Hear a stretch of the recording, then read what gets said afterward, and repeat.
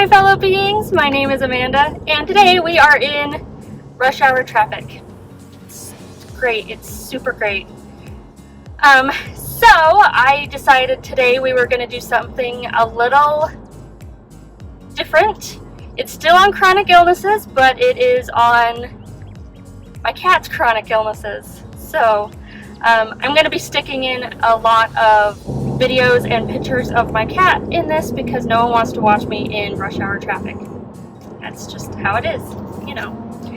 So his first chronic illness is viral conjunctivitis, and that is where there is a virus in his conjunctiva, which is in his eye, and it is very contagious among cats, which is why I cannot get another cat. Winston is going to be my only cat for right now, which my husband will be happy about that.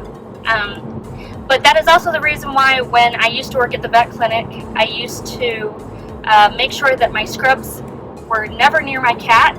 I got dressed away from my cat, and then when I got home, I would actually strip in the garage and then take a shower immediately so that he would never come in contact with other cats' viruses, because it was possible for him to catch other things because he has such a poor immune system. So he, poor thing.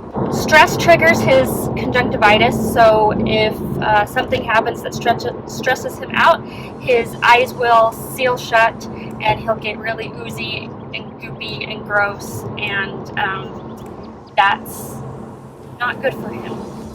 And then he can't really breathe out of his nose, and it is not fun to watch at all. The way that I found Winston was actually my sister found him, and she was driving and she saw a little teeny tiny kitten run across the road, and she stopped and she chased him up a tree, and she picked him off the tree, and his eyes were completely sealed shut. He was green, he was gross, he was so nasty, and she had to use all of her self-control to not throw him down on the ground because he was so gross.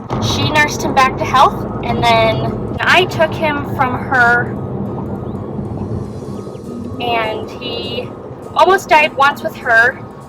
He was really super sick, and he almost died with her, and then I took him, and he almost died twice with me because he was so sick. And but he was nursed back to health, and we got him healthy, and we didn't think that he would survive that month, let alone a year. And this October he will be 8, so 8 years, and he's still going strong. He's still my little boy. His other health condition is that he has asthma, so he has to take an inhaler when he has an asthma attack, and I will put in some video of him using his inhaler and all of that. Usually it happens at night, and he will come to me and almost in a panic, and he will tell me in his kitty way that he's having an asthma attack, and he'll wake me up, and he will ask for his inhaler, and I will give him his inhaler, and that is how he basically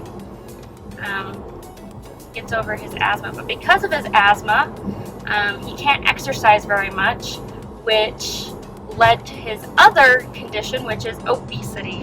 So he is the first cat I have ever had that has needed to be put on a diet, and he cannot be free-fed. He has a specific amount of food that he gets throughout the day, and then he gets a certain amount at night for his medication that he has to take in his food. So he has to be on a diet, and he has been on a diet since 2015, 2014, something like that. He's been on a diet for a really long time.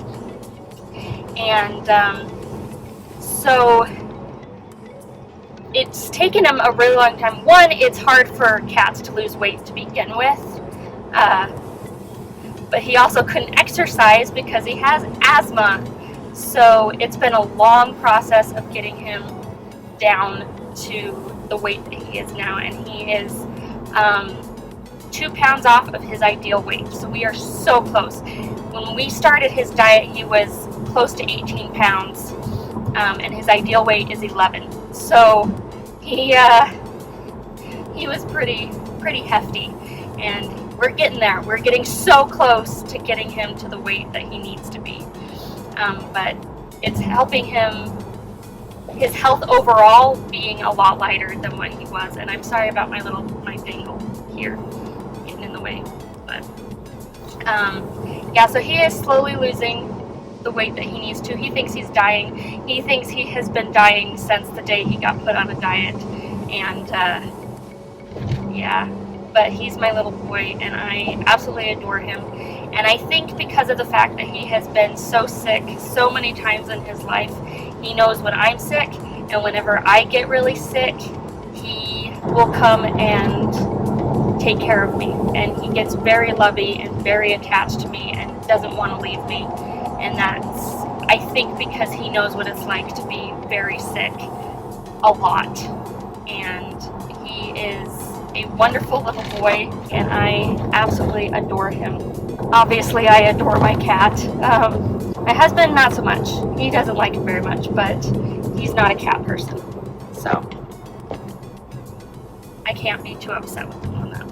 I think I'm going to end the video there. So I hope you found that video interesting. I hope that if you have an animal that has chronic illnesses, that you take really good care of them, and they deserve to be just as happy as every other animal that's out there. My life has been substantially made better because of my Winston. So I highly suggest that everybody take care of their wonderful animals that they have. Remember to give your pets a love and a hug. They deserve to have all the loves and hugs from you. And if you enjoyed this video, if you learned something new, or maybe you just wanted to see something about cats, because sometimes you just need some cat love. If you did enjoy this video, then make sure to click the subscribe button, and go ahead and click that like button if you did enjoy this video, or if you learned something new.